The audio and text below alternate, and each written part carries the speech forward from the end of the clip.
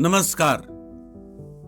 हमारे इस एपिसोड को बहुत ही गमगीन माहौल में हम बना रहे हैं क्योंकि आज फिल्म इंडस्ट्री के लिए एक काला दिन है। फिल्म इंडस्ट्री के ही मैन धर्मेंद्र आज इस दुनिया से विदा हो गए हैं। ये ना केवल फिल्म इंडस्ट्री के लिए बल्कि पूरे भारतवर्ष के तमाम उन सिने प्रेमियों के लिए और इंसानियत से प्यार करने वालों के लिए एक बहुत बड़ी दुखद घटना है। कुछ ख्यालों की याद आती है, बेमिसालों की याद आती है, जाने वाले कभी नहीं आते, जाने वालों की याद आती है। उनकी याद हमेशा हमेशा हमें सताएगी क्योंकि उन्होंने अपनी फिल्म इंडस्ट्री के सुंदर कैरियर के दौरान लगभग 300 फिल्मों में काम किया और सभी फिल्मों में उन्होंने अपनी मर्दानगी का, अपने एक्शन का, अपने इमोशन का, अपने रोमांस का जमकर प्रदर्शन किया। वो एक ऐसे इंसान थे कि जो कि एक साधारण परिवार में साहनेवाल जिला लुधियाना पंजाब में पैदा होकर उनके पिता जो कि एक टीचर थे, अपने बेटे को टीचर बनाना चाहते थे लेकिन उनके सपने कहीं और थे।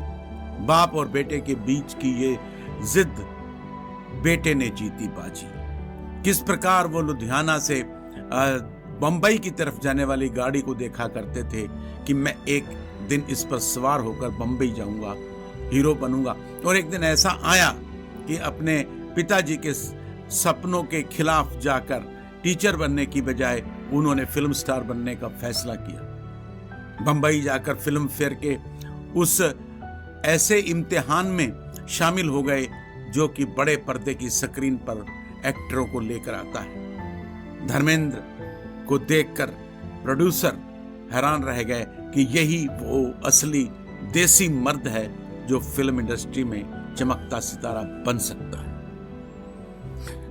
दोस्तों, 1950 में उनका ये सफर शुरू हुआ और आगे चलते चलते उन्होंने ऐसी नायाब फिल्में दी जिन्होंने पूरी दुनिया में तहलका मचा दिया। चाहे वो मेरा गांव मेरा देश हो, चुपके चुपके हो, और उसके साथ लोफर हो, और सबसे बड़ा धमाका 1975 में तब हुआ जब उनकी सबसे जाबाज फिल्म शोले रिलीज हुई। और किस प्रकार उन्होंने अमजद खान को ये कहा, गब्बर सिंह को कहा, बसंती इन कुत्तों के सामने मत नाचना।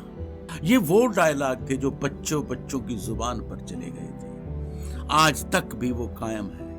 उनकी दिलदारी यारी इस प्रकार थी कि वो दिलीप कुमार साहब से प्रेरित होकर बंबई गए थे और उनके साथ उनकी अच्छी दोस्ती हुई, अच्छी बॉन्डिंग हुई।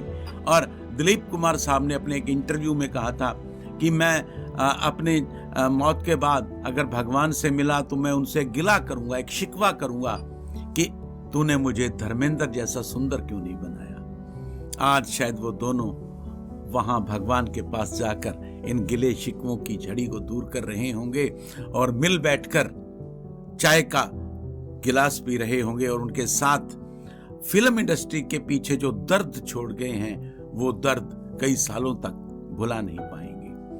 धर्मेंद्र का विवाह पहले प्रकाश कौर से हुआ और फिर दूसरा विवाह हेमा मालिनी से हुआ। उन्होंने इसके लिए इस्लाम धर्म को भी अपनाया। इनके 4 बच्चे हुए, 2 बेटे और 2 बेटियां, सन्नी देओल, ईशा देओल। और इसके अलावा आपने इनके बेटों को भी हीरो के रूप में देखा होगा। फिल्म जगत के ही मैन के जाने से बहुत ही दुखद हुआ, जिसके ऊपर राष्ट्रपति, प्रधानमंत्री व देश के अनेक नेताओं ने गहरा शोक व्यक्त किया है। व्यक्तिगत तौर पर मुझे भी इसका धक्का इसलिए लगा है कि उनका नाम उनके साथ ही मेरा नाम मिलने से कई बार मुझे भी फक्र महसूस होता था कि मेरा नाम उस ही मैन के नाम के बराबर जोड़ा जाता है, लेकिन काम में वो हजारों मील, करोड़ों मील आगे थे। धर्मेंद्र जो अपनी यादें बीच में छोड़ के गए हैं, उनको हम हमेशा हमेशा अपने मनस पटल पर जो है याद रखेंगे और उम्मीद करेंगे कि उनके बेटे उन्हीं के रास्ते पर चलते हुए इसी प्रकार सिने जगत को रोशन रखेंगे। उम्मीद करेंगे कि हमारे दर्शक भी जो है उन्हें श्रद्धा सुमन अर्पित कर रहे होंगे। हमारी तरफ से, हमारी टीम की तरफ से इस अपूरणीय क्षति के लिए हम भी जो है अपनी संवेदनाएं व्यक्त करते हैं और इस ही मैन को, पंजाब के उस जाबाज देसी जट को सलाम कर रहे हैं और उनको हमेशा हमेशा याद किया जाएगा। ऐसी फिल्म इंडस्ट्री में धूम मचाने के बाद गए हैं कि फिल्म इंडस्ट्री भी आज हैरान है, परेशान है और आम लोग भी, ना केवल भारत में बल्कि दुनिया भर में जो है शोक मनाया जा रहा है। सलाम ऐसी शख्सियत को, अलविदा।